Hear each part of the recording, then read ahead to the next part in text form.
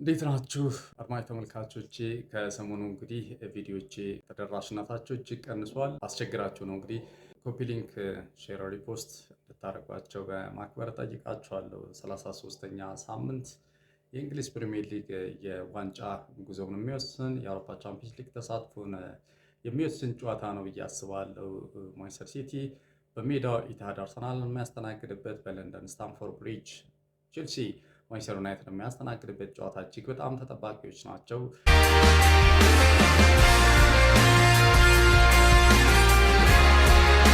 በሌሎች ጨዋታዎች ብሬንትፎርድ ፉልሃምን ያስተናግዳል በሜዳው። ሊድስ ዩናይትድ ከወልቭስ ጋር፣ ኒውካስል ዩናይትድ 11 ሰዓት ላይ ዛሬ በርንማውዝን ያስተናግዳል። ቶትናም ሆትስፐር በቶትናም ሆትስፐር ስቴዲየም 1 ሰዓት ከ30 ላይ ብራይተን ሆቨን አልቢዮንን ያስተናግዳል። ሌላኛው የሳምንቱ ታላቅ ጨዋታ ቼልሲ ከማንቸስተር ዩናይትድ 4 ሰዓት ላይ የሚደረግ ጨዋታ ነው። አስቶን ቪላ በቪላ ፓርክ ሰንደርላንድን ነገ እሁድ 10 ሰዓት ላይ የሚደረግ ጨዋታ ነው። ኤቨርተን በተመሳሳይ 10 ሰዓት ከሊቨርፑል፣ ይህም የሳምንቱ ሌላኛው ተጠባቂ ጨዋታ ነው። በመርሲሳይድ ደርቢ ኖቲንግሃም ፎረስት ከበርንሌይ። የሳምንቱ ታላቅ ጨዋታ ማንቸስተር ሲቲ ከአርሰናል፣ የ33ኛ ሳምንት የእንግሊዝ ፕሪሚየር ሊግ መርሃ ግብሩ የማጠቃለያ ጨዋታ ክሪስታል ፓላስ በሜዳው 4 ሰዓት፣ ቼልሲ በስታንፎርድ ብሪጅ ማንቸስተር ዩናይትድ የሚያስተናግድበት የዛሬው 4 ሰዓት ጨዋታ እጅግ በጣም ተጠባቂ ነው። እሱ ላይ ቆይታ እናደርጋለን። ምን አይነት መረጃዎች አሉ የሚለውን አብረና ያለን አብራችሁን ቆዩ።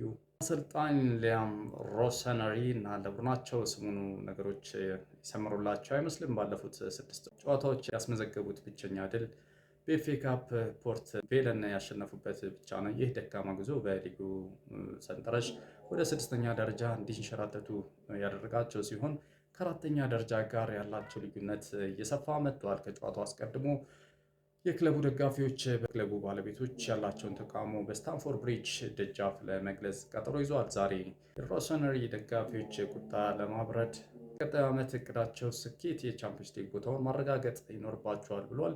ባለፈው ሳምንት በማንቸስተር ሲቲ የደረሰባቸው ሽንፈት የቡድኑ ሞራል ነክቶታል ተብሎ ይታሰባል። ዛሬ ግን በገዛ ሜዳቸው ታሪክ ለመቀየር ወደ ሜዳ ይገባሉ ተብሎ ይጠበቃል።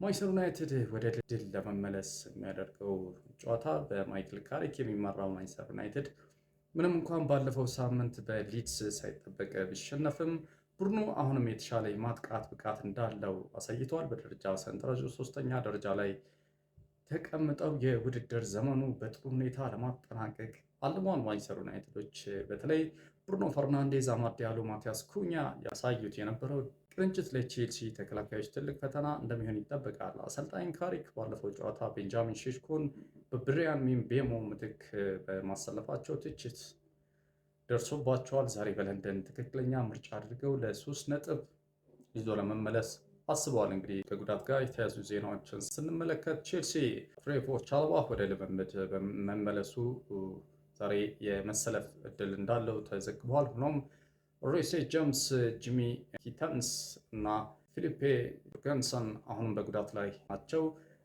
ኮልዌል ወደ ልምምድ ቢመለስም የዛሬ ጨዋታ ላይ ላይሳለፍ ይችላል ተብሎ ተገምቷል። ማንቸስተር ዩናይትድን በተመለከተ ኮቢ ማይኖ ከጉዳት አገግሞ ወደ ስብስቡ እንደሚመለስ ተስፋ ተጥሏል። ነገር ግን የመሃል ተከላካዮቹ ሃሪ ማጓየር፣ ሊሳንድሮ ማርቲኔዝ በቅጣት ምክንያት አይሰለፉም። ማቲያስ ዴሊትም አሁንም ከሜዳ ርቆ ይገኛል። ሌኒዮሮም በተመሳሳይ በጉዳት ምክንያት በዛሬው ጨዋታ ላይሰለፍ ይችላል ተብሎ ይጠበቃል። የእርስ በርስ ግንኙነታቸውን ስንመለከት ይህ በታሪክ ታላቅ የሚባለው ባላንጣነት ሁልጊዜም አስደሳችና ጎሎች የሚቆጠርበት ነው። ምናልባት ማንቸስተር ዩናይትድ ከሊቨርፑል ጋር ነው ትልቁ የታሪክ ባላንጣ ተብሎ የሚታሰበው። ነገር ግን ቼልሲም ከቅርብ ጊዜያት ወዲህ በሊጉ እጅግ ተፎካካሪ የሆነ ለታሪክ ከሚታገሉ ክለቦች አንዱ ነው። ባለፉት 6 ጨዋታዎች 22 ጎሎች ናቸው በሁለቱም ቡድኖች የተቆጠረው።